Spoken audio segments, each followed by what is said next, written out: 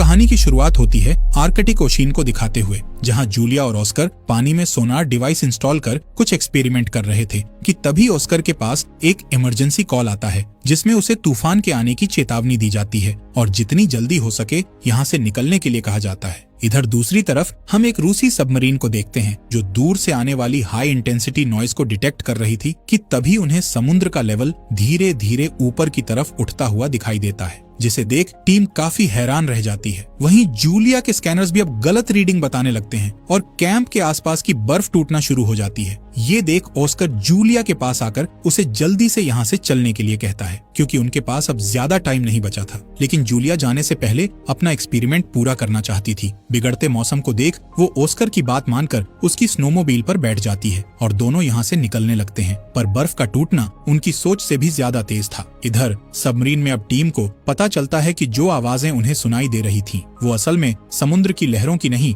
बल्कि किसी बायोलॉजिकल चीज की है, यानी समुद्र में कोई जिंदा जीव मौजूद है। इससे पहले कि टीम कुछ और समझ पाती, अचानक एक विशाल क्रीचर उनकी सबमरीन से टकरा जाता है और सारे इमरजेंसी अलार्म बजना शुरू हो जाते हैं। टीम को ऐसा महसूस होता है जैसे उनकी सबमरीन को क्रीचर ने पकड़ लिया है और वो उसे बेहद तेजी के साथ नीचे खींच रहा है। वहीं दूसरी तरफ हम जूलिया और ऑस्कर को देखते हैं जो किसी तरह अपनी जान बचाकर यहाँ से भागने की कोशिश कर रहे थे क्योंकि उनके पीछे की बर्फ लगातार टूटती जा रही थी कि तभी ऑस्कर की नजर सामने से उठ रहे बर्फ के तूफान पर पड़ती है जो बहुत ही भयानक था। ऑस्कर काफी घबरा जाता है और इसी घबराहट में बैलेंस बिगड़ने की वजह से उसकी स्नोमोबाइल बर्फ की चट्टान से टकराकर ब्लास्ट हो जाती है और उन दोनों को जब तक होश आता है तब तक उनका कैंप भी तूफान की चपेट में आकर तबाह हो चुका होता है। उधर पानी के नीचे लगातार सबमरीन पर हमले हो रहे थे और ये हमले करने वाला कोई और नहीं बल्कि वही विशाल क्रीचर था जिसे रोकने के लिए टीम अब उस पर फायरिंग करना शुरू कर देती है। तब रोशनी में उन्हें क्रीचर के कुछ विशालकाय टेंटिकल दिखाई देते हैं।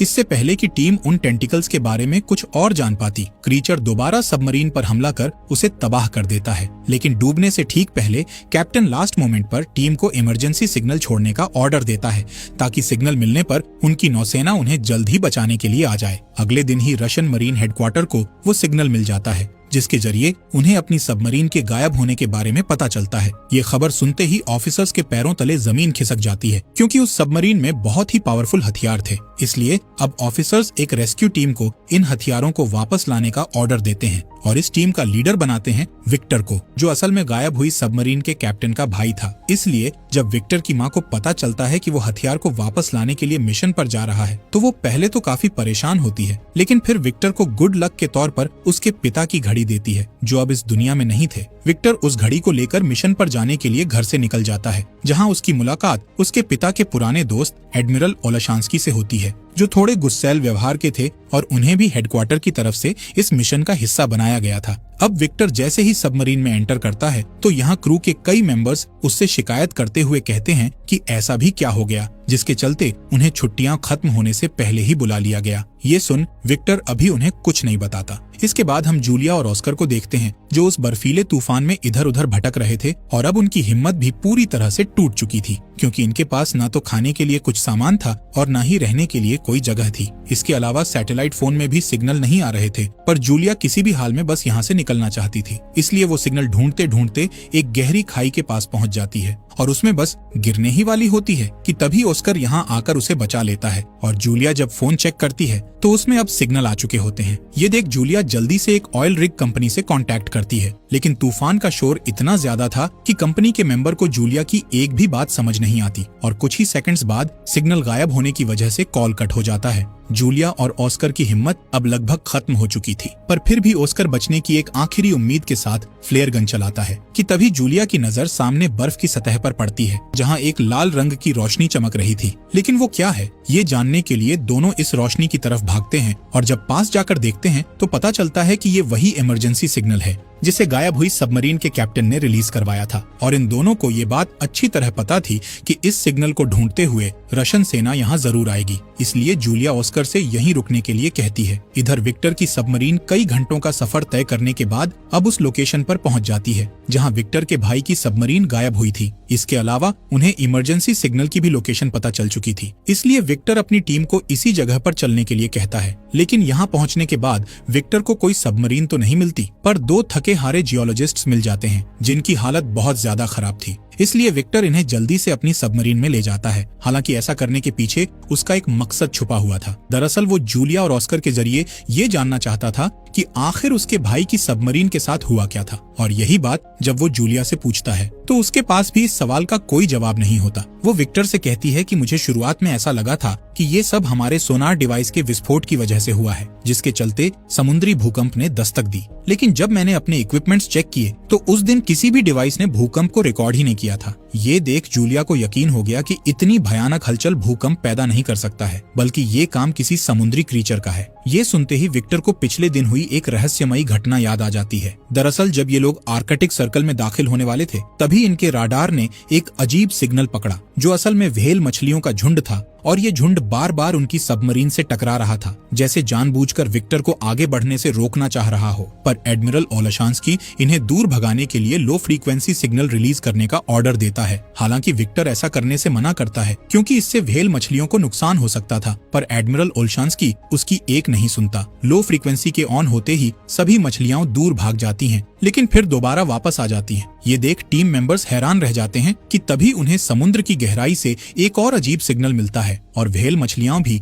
एक एक कर दूर होना शुरू हो जाती हैं। इधर टीम मेंबर जब इस सिग्नल को चेक करते हैं तो उन्हें एक विशाल क्रीचर नजर आता है, जो एक ही झटके में व्हेल मछली को अपना शिकार बना लेता है और फिर इनकी सबमरीन की तरफ बढ़ने लगता है। इसलिए एडमिरल ओलशांस्की उस पर हमला करने का ऑर्डर देते हैं, लेकिन विक्टर उन्हें ये कहते हुए रोक देता है कि हम ऐसे किसी पर हमला नहीं कर सकते हैं। इसके बाद वो सबमरीन को पास की ही एक बर्फीली दरार में ले जाने को कहता है, क्योंकि उसे यकीन था कि इतना बड़ा क्रीचर इस तंग दरार में नहीं घुस पाएगा। और होता भी ऐसा ही है। विक्टर की टीम उसकी बात मानकर सबमरीन को समुद्र की गहराई में छुपा देती है, जिसे क्रीचर देख नहीं पाता और थक हार कर यहाँ से चला जाता है। इस तरह विक्टर के एक फैसले ने आज सबकी जान बचा ली थी। वहीं विक्टर ने जब जूलिया की कहानी सुनी तो वो समझ गया कि यही वो क्रीचर है जिसने बर्फ को तोड़कर उनकी पहली सबमरीन को तबाह किया था। अब जूलिया, जो कि एक स्वीडिश नागरिक है, वो बचपन से ही समुद्री राक्षसों पर विश्वास करती आई थी, इसलिए वो अब इस भयानक खेल में शामिल नहीं होना चाहती थी। वो विक्टर से गुजारिश करते हुए कहती है कि तुम मुझे और ऑस्कर को उसी ऑयल रिग कंपनी में छोड़ आओ जहाँ मैंने कॉन्टेक्ट किया था, क्योंकि मुझे ऐसा लगता है कि ये क्रीचर वहाँ नहीं पहुँच पाएगा। जूलिया की बात सुनकर जब विक्टर कंपनी की लोकेशन चेक करता है तो पता चलता है कि वो यहाँ से ज्यादा दूर नहीं है, इसलिए वो इन दोनों को वहाँ छोड़ने के लिए निकल पड़ता है। लेकिन रास्ते में एक बार फिर टीम अपनी स्क्रीन पर उसी अजीब सिग्नल को नोटिस करती है, पर ये नहीं देख पाती कि वो क्रीचर अब मिट्टी के नीचे से धीरे धीरे उनकी तरफ बढ़ रहा है। जैसे ही ये लोग रिग कंपनी के करीब पहुंचकर वहाँ के इंचार्ज से कांटेक्ट करने ही वाले होते हैं, तभी समुद्र में हलचल होना शुरू हो जाती है। तेज लहरों के साथ पानी के अंदर से कई विशालकाय टेंटिकल्स बाहर निकलते हैं और मजबूत स्टील रिग कंपनी को पल भर में तबाह कर देते हैं। इधर विक्टर टेलीस्कोप के जरिए जब बाहर का नजारा देखता है तो उसे क्रीचर का असली रूप नजर आता है, जो कि असल में एक बहुत बड़ा ऑक्टोपस था। उसका चेहरा देखने के बाद टीम के सभी लोग हैरान रह जाते हैं, पर इससे पहले कि वो कुछ समझ पाते, कंपनी पूरी तरह समुद्र में समा जाती है। इसलिए अब विक्टर की टीम के पास यहाँ से भागने के अलावा कोई दूसरा रास्ता नहीं बचता, जबकि ऑक्टोपस रिग को बर्बाद करने के बाद उनकी सबमरीन की तरफ बढ़ता है। ये देख एडमिरल ओलशांस्की गुस्से में कमान अपने हाथ में ले लेता है और टीम को 2 टॉर्पीडो फायर करने का ऑर्डर देता है, लेकिन कोई फायदा नहीं होता, क्योंकि ऑक्टोपस अभी भी जिंदा था, जो हमले की वजह से अब और भी ज्यादा गुस्से में आ गया था। वो तेजी से इनकी सबमरीन की ओर बढ़ने लगता है। ये देख एडमिरल ओलशांस्की काफी डर जाते हैं और कमान दोबारा विक्टर को सौंप देते हैं। कमान हाथ में आते ही विक्टर फौरन सबमरीन को दूसरी दिशा में मोड़ने का आदेश देता है। इस तरह ये ऑक्टोपस के हमले से तो बच जाते हैं, लेकिन एक टेंटिकल इनकी सबमरीन से टकरा जाता है, जिस वजह से सबमरीन के पार्ट्स डैमेज हो जाते हैं और वो समुद्र में डूबने लगती है। इसके बाद हम देखते हैं कि ऑक्टोपस ने इन पर दोबारा हमला कर दिया है, जिसके चलते अब टॉर्पीडो रूम में भी आग लग गई है और फिर उसमें करीब 7 लोग फंस जाते हैं कि तभी ऑक्टोपस एक और हमला कर सबमरीन को नीचे डुबाने की कोशिश करने लगता है और इन्हें चारों तरफ से घेर लेता है। ये देख विक्टर सभी टीम मेंबर्स को साइलेंट मोड में रहने के लिए कहता है, क्योंकि समुद्री जीव अक्सर आवाज से अट्रैक्ट होते हैं। इसलिए विक्टर सभी को शांत रहने का ऑर्डर देता है और आग बुझाने के काम को भी रुकवा देता है, जिस वजह से टॉर्पीडो रूम में कार्बन मोनोक्साइड बढ़ने लगती है। लेकिन विक्टर का प्लान कामयाब हो जाता है। क्रैकन को जब कोई आवाज सुनाई नहीं देती तो वो वहाँ से चला जाता है है और उसके जाते ही टॉर्पीडो रूम में से घायल लोगों को बाहर निकालकर उनका इलाज शुरू किया जाता है, जिसमें ऑस्कर और जूलिया भी विक्टर की हेल्प करते हैं और क्रू का भरोसा जीत लेते हैं। बाद में जूलिया विक्टर को क्रैकन के बारे में बताते हुए कहती है कि कहानियों के अनुसार क्रैकन सालों तक सोते हैं, पर जूलिया के धमाकों ने शायद उसे गहरी नींद से जगा दिया है, इसलिए वो अब इन लोगों से बदला लेना चाहता है। अगर हमें जिंदा रहना है तो सोनार को बंद करना होगा। इसके आगे वो ये भी बताती है कि ऑक्टोपस शिकार करने के बाद उसे गुफा में खींच कर ले जाते हैं, जिसका मतलब ये था कि विक्टर के भाई की सबमरीन भी जूलिया के पुराने कैंप के पास ही होनी चाहिए। अभी ये लोग बात कर ही रहे थे कि तभी एक ऑफिसर को साइलेंट मोड के दौरान की गई एक रिकॉर्डिंग से एक अजीब सिग्नल की आवाज आती है, जो जूलिया के कैंप की लोकेशन से ही आ रही थी। विक्टर अब अपने क्रू को समझाता है और अपने भाई और बाकी लोगों को बचाने के लिए उस खतरनाक जगह पर जाने का फैसला करता है,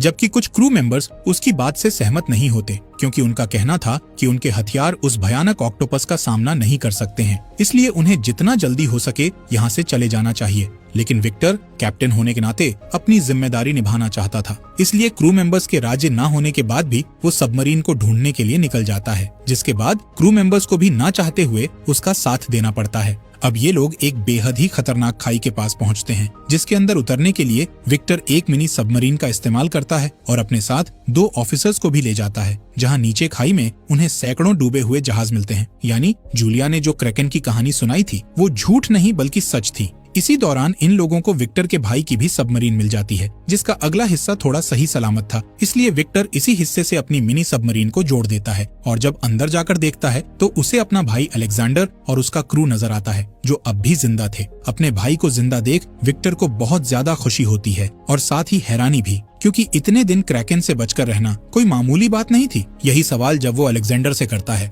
तब वो उसे बताता है कि क्रैकन से बचने के लिए उन्होंने साइलेंट मोड का इस्तेमाल किया था, तभी वो सब बच पाए। अब क्योंकि मिनी सबमरीन में जगह कम थी, इसलिए विक्टर 2 राउंड में क्रू मेंबर्स को यहाँ से निकालने का फैसला करता है और पहले राउंड में एक टीम को सबमरीन में बैठाकर रवाना कर देता है, जबकि वो खुद अपने भाई के साथ यहीं रुकता है। लेकिन जैसे ही ये टीम आधे रास्ते पर पहुंचती है तो हम देखते हैं कि क्रैकन फिर से जाग गया है। इधर विक्टर और अलेक्जेंडर उन खास मिसाइल्स को एक्टिवेट करने की कोशिश करते हैं और काफी मशक्कत के बाद जब कंप्यूटर ऑन होता है तब मिसाइल एक्टिवेट हो जाती है। उसी वक्त क्रैकन भी मेन सबमरीन पर हमला करने ही वाला होता है कि तभी मिनी सबमरीन से एक ट्रैकर गलती से स्टार्ट हो जाता है, जिसकी आवाज से अट्रैक्ट होकर क्रैकन उसकी तरफ चल देता है। इधर एडमिरल ओल्शांस्की मौके का फायदा उठाकर मेन सबमरीन को अब समुद्र के ऊपर ले जाने का ऑर्डर देता है, जबकि विक्टर और अलेक्जेंडर मिसाइल में कोड डालकर उन्हें ऑन कर देते हैं। लेकिन तब तक क्रैकन उनके करीब पहुंच चुका था। अब उसके टेंटिकल्स विक्टर की सबमरीन को जकड़ने लगते हैं।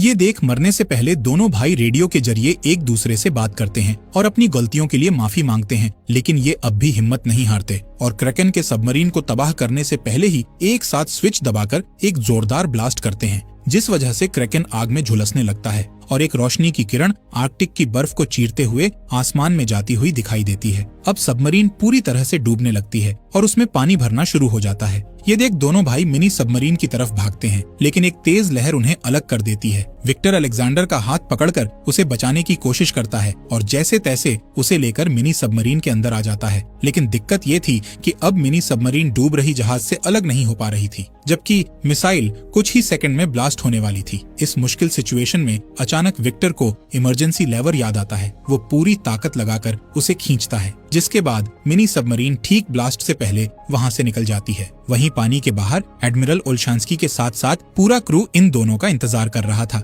लेकिन बहुत देर बीत जाने के बाद जब विक्टर और उसके भाई के आने की कोई उम्मीद नहीं दिखती है तो ये लोग मायूस होकर यहाँ से जाने लगते हैं। पर तभी पानी को चीरते हुए मिनी सबमरीन बाहर आती है, जिसमें विक्टर और अलेक्जेंडर मौजूद थे। इन दोनों को देखने के बाद पूरा क्रू खुशी से झूम उठता है और सभी राहत की सांस लेते हैं। जिसके बाद विक्टर अपने पिता की घड़ी अलेक्जेंडर को सौंपता है, लेकिन वो इसे लेने से मना कर देता है और विक्टर से कहता है कि तुम इस घड़ी के असली हकदार हो, इसलिए तुम ही इसे अपने पास रखो। कुछ वक्त बाद इनका पूरा क्रू रूस पहुंच जाता है और दोनों भाई अपने परिवार से मिलते हैं और इस तरह खतर